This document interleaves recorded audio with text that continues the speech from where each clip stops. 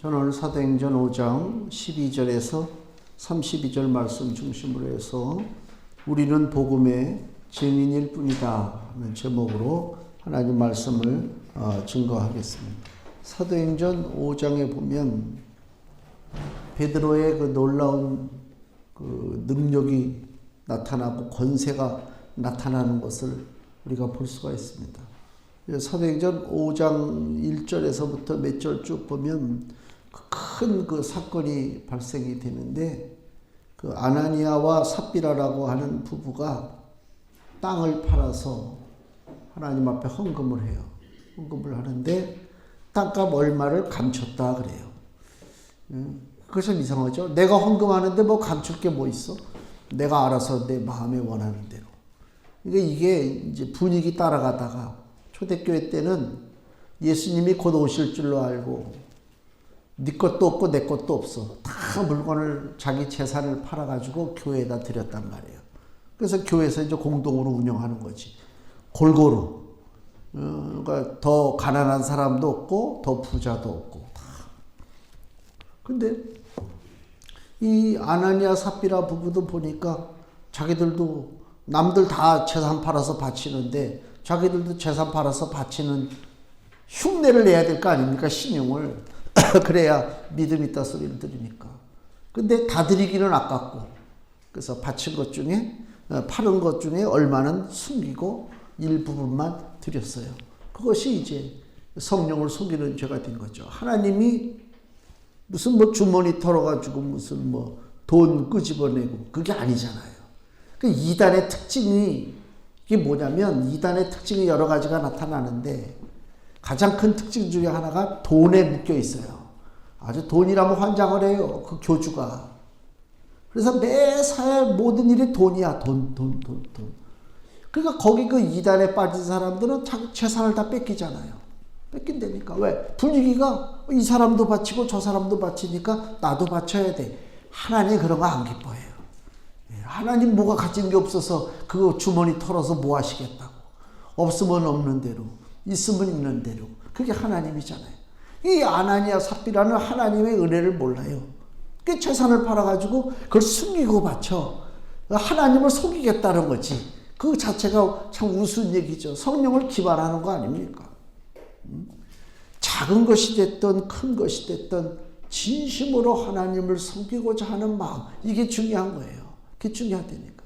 그 전에 저기 연길에 가서 집사님 댁에서 말씀을 가르칠 때 참 가난해요. 지금은 연길도 많이 부자가 됐지만 그전에는 가난했어요. 그러니까 그 집사님들이 이 한국에서 온 목사님을 대접할 게 없잖아. 그러니까 물이라도 몇 시간 떠다 줘야 된다. 그래가지고 물을 떠다 주는데, 그때가 7월 달인데 뭐 차가운 냉장고 구경도 못 하니까, 식당에도 냉장고가 없으니까 그 당시에. 그러니까 물도 미지근한 물이요. 미지근한 물. 그리고 그게 무슨 물인지도 몰라. 실컷 먹고 나니까 거기 책임자 그 전도사님이 그 물 그냥 막 마시면 안 되는데요. 그 물이, 중국의 물은 다 무슨 물? 석회수물. 그거 마시면 결석이 생긴단 말이에요. 그 어디서 떠온 물인지도 모르고. 자기들은 그게 이제 면역이 됐으니까 괜찮은데 우리들은 괜찮다는, 그게 몸에 안 좋다는 거지. 근데 그 얘기를 듣고 그 다음날도 또 와. 그걸 어떡할 거야?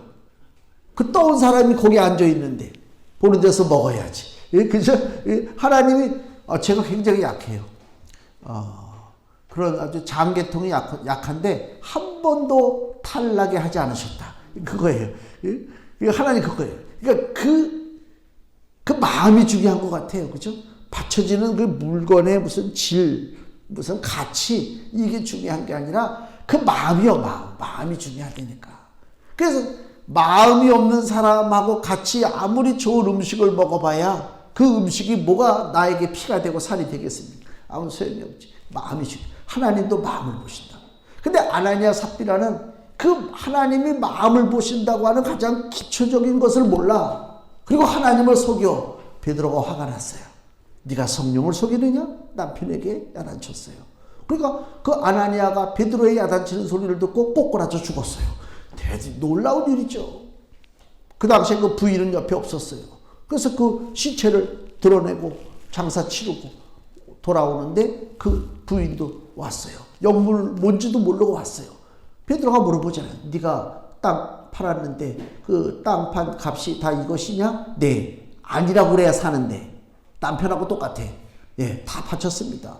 네가 또 역시 네 남편의 죽어서 장사하고 돌아오는 자의 발걸음 소리가 들리지 않느냐? 그럴 때 그 여자도 부인도 쓰러져 죽었어요. 2명이나 죽었어요. 굉장하죠, 베드로가. 그런 권세가 있다면 아마 대단할 거예요. 그죠? 말 한마디에 사람이 죽어나가고 그 속을 들여다보고 야단을 치는데 그 앞에서 뭐 절절절절 매는 거지. 왕도 그럴 왕이 없지, 베드로가. 그리고 여기 오늘 말씀에 15절 말씀 보세요. 베드로에게 어떤 권세까지 임하냐면 심지어 병든 사람을 메고 거리에 나가 침대와 요 위에 누이고 베드로가 지날 때 환자들을 막 길거리에다 늘어놓는 거예요. 왜? 베드로가 지날 때 혹 그 그림자라도 네게 덮일까 봐라. 베드로의 그림자가 살짝 지나가기만 해도 병을 고침받는다. 그 믿음 아닙니까 지금? 이건 뭐 신도 이런 신이 없죠. 대단하지 않습니까? 이 권세와 능력이. 그래서 그게 무슨 쇼로만 끝난 게 아니라 16절 보니까 예루살렘 그룹 허다한 사람들도 모여 병든 사람과 더러운 귀신에게 괴로움을 받는 사람을 데리고 와서 다 어떻게 했다고요? 다 고쳐져요. 이거 대단하지. 옛날에 현신의 권사님이 있었나? 저 여의도에.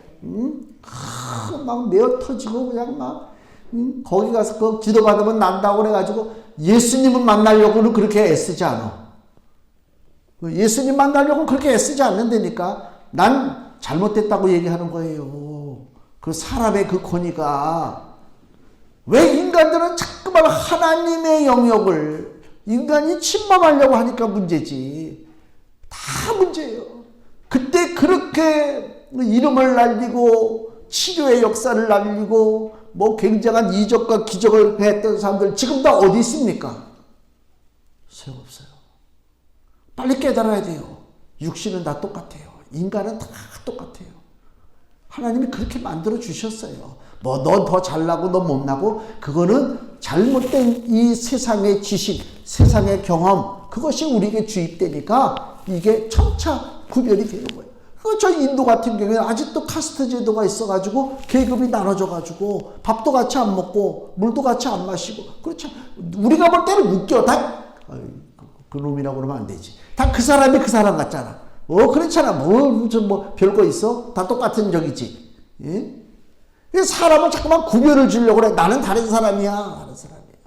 우리도 그래요. 우리 사회도 저 강남은 다른 사람들이 산다고 생각한다니까. 가서 한번 보세요. 강남 사는 사람들이 인물들이 어떤가. 다 그래. 뜯어고치고 다 뭐 별적 없어. 뭐. 예? 사람은 똑같아요. 아무것도 없어요. 베드로가 놀라운 권세가 있어요. 사람을 말 한마디로 그 혼을 빠져나가게 만들고 베드로의 그림자만 지나가도 병자들이 고침을 받아요. 근데 오늘 말씀 여기 보니까 18절에 사도들을 잡아다가 옥에 가두었더니 베드로를 비롯해서 예수님의 제자들이 감옥에 갇혔어요. 감옥에 갇혔다니까. 그 놀라운 권세를 행했던 베드로가 감옥에 갇혔어요. 누가 풀어줬느냐? 18절 다시 사도들을 잡아다가 옥에 가두었더니 주의 사자가 밤에 옥문을 열고 끌어내어 가로되. 하나님의 사자 천사가 와서 베드로를 풀어줬어요. 제자들을 풀어줬단 말이에요. 잘 보셔야 돼요. 아무리 권세가 있고 능력이 있고 뭐 대단한 거 있어도요. 하나님의 개입하심이 없으면 아무 소용없어요. 아무 소용없어요. 그러니까 지금 베드로와 예수님의 나머지 제자들이 감옥에 갇혔는데 누가 풀어줬느냐? 하나님이 풀어줬어요. 그리고 20절에 가서 성전에 서서 이 생명의 말씀을 다 백성에게 말하라. 지시를 내리잖아요. 지시를 내린다면. 이걸 우리가 그냥 슉 읽고 넘어갈 게 아니라 복음의 주도권, 사역의 주도권, 기적의 주도권을 누가 갖고 계시느냐? 우리 주님이 갖고 계시다 그거예요. 사람이 갖고 있는 게 아닙니다. 사람을 섬기면 안 돼요. 사람에게 칭송하면 안 돼요. 하나님께 가야 할 영광이 거짓된 것에 넘어간다니까. 이스라엘 민족이 왜 우상을 섬기다 멸망당하고 하나님의 징계를 받고 왜 야단 맞느냐? 하나님께 돌려야 할 영광을 헛된 송아지 형상을 만들고 거기다 영광을 집어넣었단 말이에요. 지금은 송아지 만드는 세상은 아니지만은 사람마다 송아지가 되려고 하는 인간들이 너무나 많어. 자기가 칭송을 받으려고 한다니까요. 대단합니다. 그 권세가 대단합니다.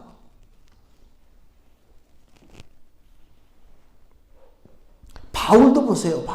바울도 놀라운 일들을 행하잖아요. 뭐 복음에 있어서 뭐 바울처럼 일을 많이 한 사람이 어디 있어요. 그래서 심지어는 바울 종교라고까지 얘기해. 기독교의 핵심을 사도 바울이 정리했다. 그래서 바울 종교라고까지 얘기한단 말이야. 대단하잖아. 베드로의 그림자가 이렇게 지나가기만 해도 병자가를 고친 것처럼 또 뒤에 사도행전에 보면요. 10몇 장이야. 19장 쪽에 보면 바울의 손수건까지도 가져가려고 그래. 그것만 다도 병을 고친다. 대단한 사람들이지. 굉장하잖아요. 그 바울이 감옥에 gat혔어요. 바울도 역시. 감옥에 갇혔는데 디모데후서 2장 9절 보시면 디모데후서 2장 9절에 바울이 말합니다. 복음을 인하여 내가 죄인과 같이 매이는 데까지 고난을 받았으나 감옥에 갇혔어요. 죽을 날만 바라봐요. 그러면서 하는 말이 뭐라고요? 하나님의 말씀은 매이지 아니하니라. 이게 중요한 것입니다. 사람의 능력에 있어서 복음이 이렇게 좌우되는 게 아니에요. 하나님의 말씀은 묶이지 않습니다. 사람은 묶여도 하나님의 말씀은 묶이지 않는다. 그 로마에 가서 바울이 끌려가서 재판을 받아요. 사도행전 끝에 가서 보면 가택연금을 당하고 재판을 받는데 사도행전 28장 맨 마지막을 보면요. 이렇게 말씀합니다. 사도행전 28장 30절 31절 사도행전 맨 끝이죠. 바울이 온 이태를 2년 동안을 자기 셋집에 가택연금 당한 거예요. 셋집에 유하며 자기에게 오는 사람을 다 영접하고 담대히 하나님 나라를 전파하며 주 예수 그리스도께 관한 것을 가르치되 그 많은 사람이 없었더라. 하나님의 복음이 묶여있지 않습니다. 사람의 환경에 따라 묶여있지 않다니까요. 우리는 컨디션이 안 좋으면 일 못하잖아요. 우리 축구 이번에 인도네시아한테 졌잖아요. 나는 처음부터 신뢰 안 했어. 나는 축구 팬이 아니지만은 그게 뭡니까? 핑계 대는 게 많죠. 이 사람은요 일정치가 않아요. 사람이 일정치가 않습니다. 환경에 따라 바뀝니다. 생각도 바뀌고 몸도 바뀌고. 그런 연약한 인간에게 무슨 대단한 권능이 있는 것처럼 바라봅니까? 아니요. 바울이 로마에 끌려가서 2년 동안을 가택연금을 받고 재판을 받아요. 그 환경이 열악합니다. 말할 수가 없습니다. 그런데 어떻게 했다고요? 하나님의 말씀, 예수 그리스도에 대한 생명의 복음의 말씀이 끊이지 않습니다. 계속 퍼져나갑니다. 하나님이 하시기 때문에 그래요. 그게 중요한 것입니다. 복음은 묶여있으면 안 되지. 묶여있으면 안 되지. 사도행전 22장 21절 보시면요. 사도행전 22장 21절에 바울의 간증입니다. 나더러 또 이르시되 떠나가라. 내가 너를 멀리 이방인에게로 보내리라 하셨느니라. 지금 바울이 예루살렘에서 고난을 당하고 재판을 받고 그런 입장이거든요. 근데 하나님이 그 예루살렘에서 고난당하는 바울에게 뭐라고 말씀하시냐면 떠나가라는 거예요. 예루살렘을 떠나가라. 너 이방인에게로 가라. 복음은 예루살렘에 묶여있지 않는다. 환경에 묶여있지 않다 그거예요. 쉽게 얘기하면 복음은 내 환경, 내 능력에 묶여 있지 않습니다. 다 뭐라고 하면 아우 저 뭐 몰랐어요, 연약했어요. 에이그 그런 소리. 겸손한 것 같더라. 겸손한 게 아니라 무지란 말이에요. 무지. 우리는 원래 연약해요. 우리는 진흙으로 만든 그릇이에요. 질그릇. 질그릇은 보세요. 아까 화분 그 부시는 거 봤는데 탕 치면 땅 하고 깨지잖아. 아무것도 아니래. 그 질그릇이라니까. 원래 우리는 약해요. 근데 뭐 저는 약했어요. 그런 얘기 안 해도 약한 줄 알아요. 근데 왜 우리가 쓰임 받아야 되느냐? 내가 일하는 게 아니지. 이 몸을 주님께 빌려드리는 거지. 그렇잖아요. 스피커가 되는 거죠, 내가. 하나님의 역사하심을 바라봐야 된다. 제가 지금 오늘 말씀드리고자 하는 게 뭐냐면, 베드로가 놀라운 능력이 있고 사람을 죽일 정도로 말 한마디로 혼을 떠나가게 만들고, 그림자가 지나쳐도 병자가 고침을 받을 정도의 권세가 있지만, 그 베드로 역시 하나님의 주권적인 역사 아래 움직이는 하나의 그릇에 불과하다. 증인일 뿐이다. 즉 그 얘기를 하는 거예요. 32절 보시면 뭐라고 얘기해요? 베드로가 우리는 이 일의 증인이요. 증인이란 말이에요. 증인은 뭐냐면요, 어떤 사건, 어떤 놀라운 일의 주인공이 아닙니다. 증인은 제3자예요. 그렇지 않습니까? 증인이 주인공이 아닙니다. 증인이 높임을 받고 찬송을 받고 그게 아니죠. 그 바른 증인의 자세가 뭐냐? 보고 들은 말을 거짓 없이 내 생각을 집어넣지 말고 그냥 보고 들은 말을 그대로 얘기하는 게 증인이요. 근데 우리 인간들은 부족하잖아요. 완전하지가 못한단 말이에요. 그래서 시간이 지나면 기억이 왜곡이 돼. 그 사람들 과거들 얘기하는 거 보면요, 비굴하게 산 사람 하나도 없어. 다 멋지게 살았어. 큰 소리 치고, 줏대가 있고, 남자답고, 아주 굉장하게 멋지게 산 사람들이 다야. 실상 막상 그 과거로 가서 진짜 파보면 비굴한 인생, 야비한 인생, 비겁한 인생, 거짓된 인생, 얼마나 많습니까? 근데 지금 와서 나는 비겁하고 야비하고 거짓되게 그렇게 얘기하는 사람은 없단 말이에요. 다 포장을 하지. 왜? 기억이 왜곡이 되는 거예요. 증인은 그렇게 하면 안 돼요. 내 생각을 더듬어가지고, 그렇지. 그러니까 이렇게 얘기해야 되겠구나. 그게 아니에요. 그래서 증인은 내 힘으로 증인 역할을 감당하는 것이 아니라 사도행전 1장 8절에 뭐라 그래요? 오직 성령이 너희에게 임하시면 너희가 권능을 받고 예루살렘과 유대와 사마리아와 땅끝까지 이르러 내 뭐가 된다고요? 증인이 되는 거예요. 성령의 권능이 임해야 증인 되는 것이지, 내가 그냥 어디 가서 한번 봤다고 들었다고 해서 그거 안 된단 말이에요. 성령의 역할을 뭐냐? 예수님께서 요한복음 14장에 제자들한테 내가 너희에게 말한 것을 생각나게 하시리라. 하나님의 말씀이 생각나는 거예요. 결정적인 순간에 내가 기도해야 되는데, 하나님, 내 생각, 내 마음에서 우러나오는 첫마디 말보다 기도할 때 하나님의 말씀 한마디가 떠오르면 그 말씀 붙잡고 기도하는 거예요. 그게 기도의 역사입니다. 그게 성령의 역사라 그 얘기입니다. 그리고 증인은 그냥 증인만 하게끔 놔두면 괜찮은데, 증인하지 말라고 위협하고 겁박하는 사람들이 많이 있어요. 여기 28절 보세요. 예수님의 제자들을 공회 앞에다 세워놓고 대제사장이 그러죠. 가로되 우리가 이 이름이 뭐예요? 예수님의 이름으로 사람을 가르치지 말라고 언금하였을 때 너희가 너희 교를 예루살렘에 가득하게 하니 이 사람의 피를 우리에게로 돌리고자 하는, 겁박을 준단 말이에요. 위협을 준단 말이에요. 위협한다. 협박한단 말이에요.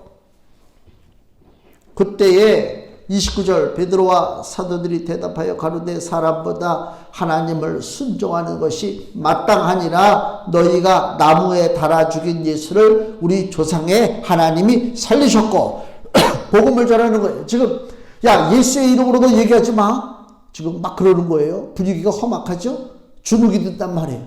근데 베드로와 사도들이 예수님의 이름으로 얘기하지 마라고 하는 얘기를 듣자마자 지금 무슨 얘기를 해요? 예수 이름을 얘기하는 거예요. 그 예수, 너희들이 그렇게 싫어하는 예수, 너희들이 핍박하고 모욕하고 십자가에 못 박아 죽인 그 예수를 어떻게 했다고? 30절에 우리 조상의 하나님이 살리셨다. 우리 조상의 하나님이라는 얘기 뭐예요? 너희들이 그렇게 믿고 벌벌 떠는 하나님이 살리셨다는 거예요.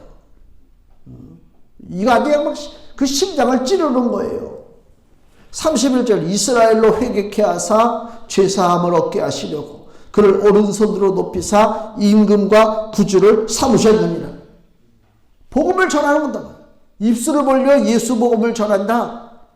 쉬운 일이 아닙니다. 사회 구조가 환경이 겁박을 줍니다. 못합니다.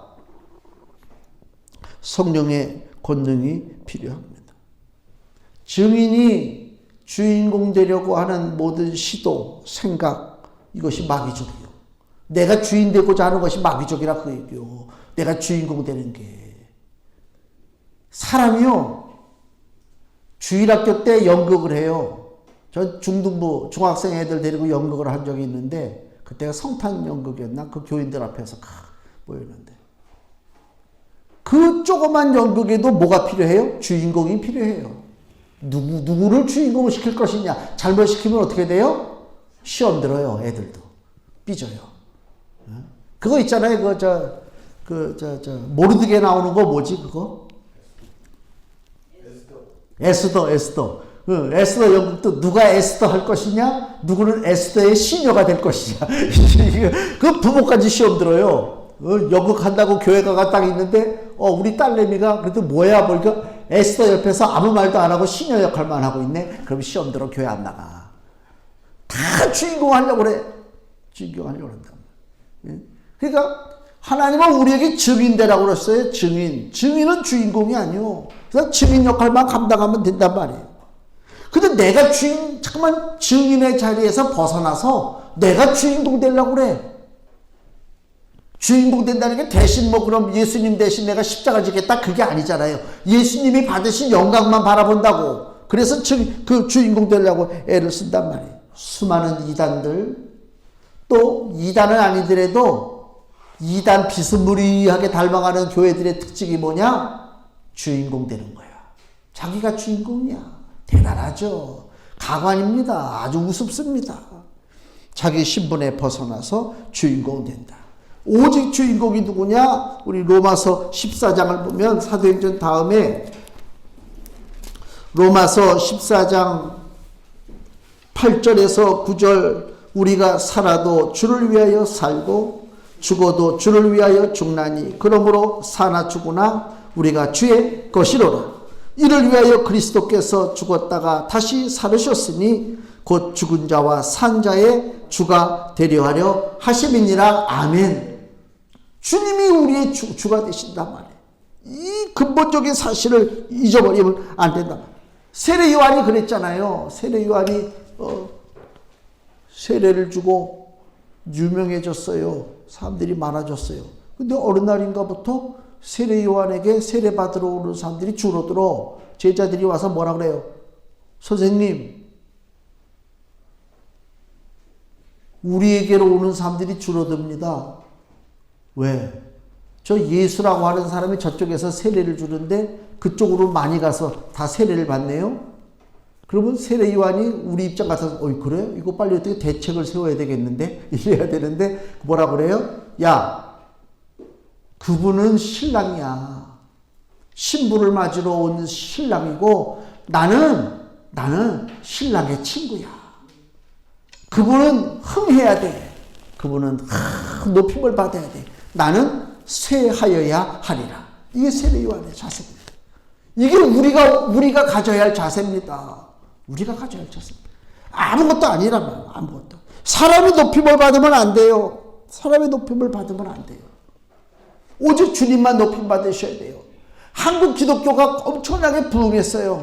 엄청나게 부흥했어요. 좋아요. 근데 무슨 잘못된 현상이 벌어져요? 사람이 주인공 돼가고 있어요. 지금. 진짜 문제예요. 어리석기로 말할 수가 없어요. 100년도 못 사는 존재가 주인 노릇한다고 그래요. 응? 그리고 그래요. 자기가 없으면 여기가 무너질 것처럼 얘기해요. 응?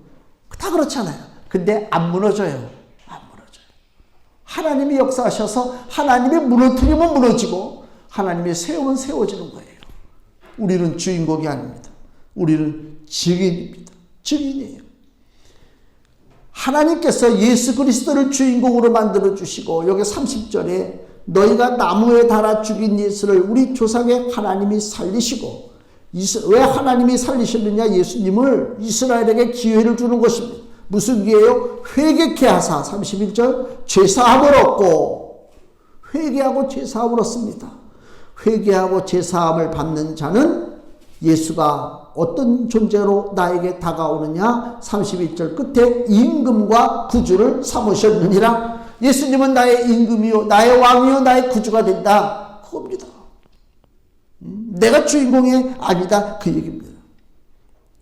가장 소중하게 여겨야 될 것이 뭐냐? 우리 증인들의 그 삶 속에서 20절 그 감옥에 갇혔을 때 천사가 나타나서 옥문을 열고 끌어내리면서 뭐라고 말합니까? 20절에 가서 성전에 서서 이 생명의 말씀을 다 백성에게 말하라. 생명의 말씀이 뭐예요? 십자가의 사건입니다. 예수가 죽으시고 부활하시고 우리 죄를 사하시고 승천하셨다라고 하는 이 복음의 놀라운 사건, 이게 생명의 말씀입니다. 그 말씀이 우리 가운데 있어야 돼요. 소중한 것이 뭔지를 알아야 된다니까요. 그걸 모르면 안 돼요. 넌 제일 소중한 게 뭐냐? 이거 비싼 시계 같은데. 이러면 안 된다니까. 네? 너 소중한 게 뭐냐? 내가 짊어진 내 사명의 십자가, 생명의 말씀이, 이게 소중하다는 것입니다. 그 전에도 한번 얘기한 기억이 나요. 흥부가 보면은 놀부가 자기 동생 흥부가 갑자기 부자가 됐잖아요. 그러니까 배가 아파가지고 흥부 집에 찾아가니까 좋은 게 너무 많어. 근데 눈에 들어올 게 뭐예요? 화초장이라고 하는 그 장식장 있잖아요. 그래서 그거를 이제 딱 등에다 짊어지고 이제 간단 말이에요. 화초장 하나를 얻었다. 그리고 이제 막 신나서 가는데 도락을 건너잖아요. 도락을 건너는데 깜빡했네. 야, 이거 이름이 뭐냐? 장화초 초화장 거기 보면은 재밌어요. 뭐 된장이냐 고추장이냐 뭐 방장이냐 천장이냐. 그래서 나중에 뭐라 야, 이거 도무지 모르겠네. 답답해 죽겠다. 그겁니다. 영적으로 우리가 귀한 것이 뭔 줄을 모르고 살아갈 때 그 사람의 심리와 그 사람의 영적 상태는 답답한 거예요. 예수 믿는 사람이 시원한 게 없어. 답답해. 뭔가 묶였어. 근데 그 뭐에 묶였는지를 몰라. 내가 좀 뭘 짊어지고 가는데 이것이 인생 고난의 짐인지 아니면 즐거운 내 사명의 짐인지 생명의 말씀의 짐인지 모른단 말이에요. 무엇이 소중한지를 알아야 될 거 아닙니까? 우리는 증인된 하나님의 자녀입니다. 너희는 이 생명의 말씀을 전하라. 우리는 듣기만 하는 게 아닙니다. 백날 들어가주면 안 돼요. 내 입으로 전해야 돼요. 우리는 이제 제2의 개척을 하고 있는 상황입니다. 처음에 개척할 때 그때는 30대 후반이었나? 야, 지금 생각하면 진짜 아무것도 모르고 겁도 없고 지금 같았으면 개척 못하지. 참 어리석었지. 그래도 하나님 제가 기도할 때 그 기도를 해요. 그렇게 아무것도 모르고 겁 없이 그냥 신학교 나오면 개척해야 되나 보다 해가지고 개척했는데 세상 말로 하면 하다가 문 닫아버려야 되는데 문 닫지 않고 수십 년 여기까지 오게 하신 것도 이게 하나님의 은혜다. 사람에게 있는 것이 아니다. 저 하나를 놓고 보면 저는 기질이 그런 거 할 기질이 아니에요. 악착같이 하지 않습니다.